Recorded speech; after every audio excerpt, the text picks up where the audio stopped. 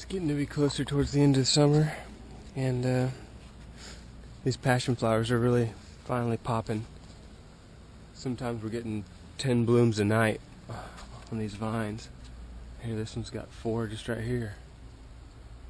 For some reason, the bees, the wild bees in the area that really hit up the Passiflora incarnata, the wild variety, they just don't even touch these. You can tell at the end of the night the pollen hasn't even been disturbed, and you never see any bees on it. So I don't know if they just can't smell or haven't learned to smell this variety. Don't know.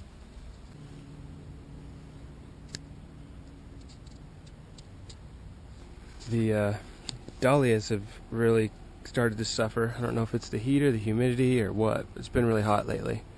I still got some blooms on them, buds anyways, but we haven't seen any blooms in a week or two. This passion flower vine is really starting to pop as well. Luckily we had some of this cardinal climber come back from last year, because a lot of the seeds that I planted didn't even end up surviving. So this is the stuff that reseeded itself here, which is exactly what we were going for. This hyacinth bean did really well here this year, although we're not getting too many, not getting very high percentage of beans setting on these things.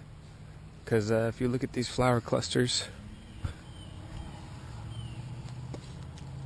there's 10, 15, 20 flowers per stem, but only 2 or 3 beans are actually getting pollinated. Some stems have got upwards of 5, but I think that's just because of a lack of honeybees in the area. You don't see too many of them. Here's our datura. This year we'll be taking the seeds and spreading them out on the farm, trying to get those going on the roadside. This is the Datura stramonium, I believe. We've got our trumpet vine here that we brought back from California. It's starting to really take off. I'm just training it to grow sideways across the fence here. That's going to be our perennial crop. It's going to take over in this corner eventually. These other vines are really just kind of nursery vines. This hyacinth bean should be putting some nitrogen in the ground.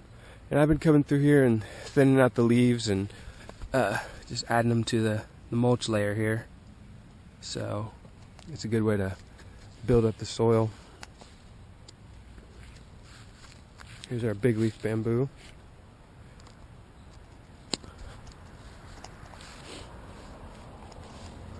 Here we got some of our Japanese morning glories.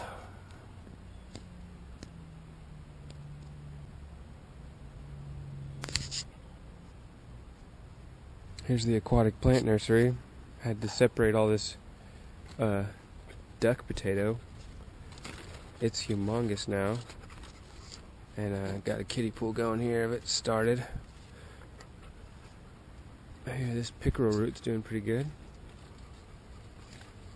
And the water iris is just slowly but surely coming along.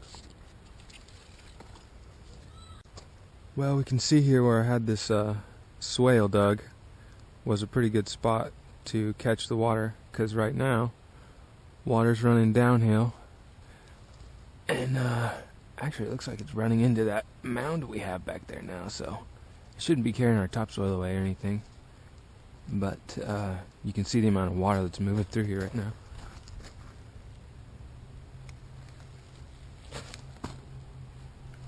So it's all runoff from this hard pack up here at the water tower. So that's a lot of potential runoff there that we can get into a trench. So when we have the place surveyed this winter, we'll get some better ideas about where we can put these permanent swales and ditches that we're going to dig for our permaculture landscaping. But it's been another week or so. You can see results of our seeding here. Got a bunch of different, those are the cardinal climber vine. It's in the morning glory family, as well as all this. This is all wild bindweed though. And we've got our amaranth is starting to get a little bit bigger in here. Looks like our Jerusalem artichokes didn't get totally wiped out by the bulldozing, because they're sprouting up through the gravel now. Let's see what we got in here.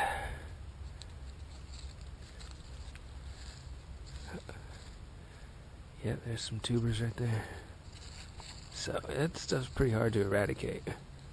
Hopefully what happened was he just pushed a whole bunch of it through here and it sprouts up on that side too now.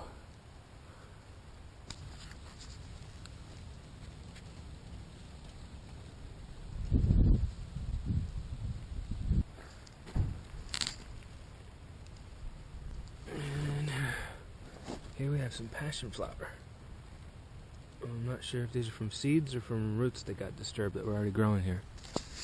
A bit of velvet bean back there too, that's exciting. This year, we get our first elderberries. These are from the McAllister cuttings that I acquired.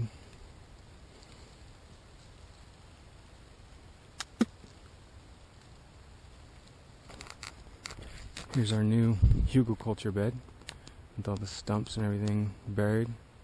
We got all kinds of amaranth coming up. And also these morning glories.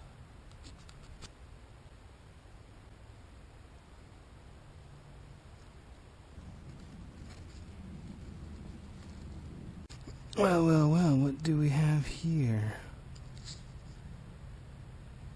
Some low-growing leguminous mimosa of some type. Here along the front, our experiment at improving the soil is paying off. The mulch that we had put down this winter, the periwinkle that we're growing, we've got two different kinds of it here, vinca. It seems to be spreading and taking off as a ground cover, which is exactly what we want right through here. This is where we got to try to beat the poison ivy.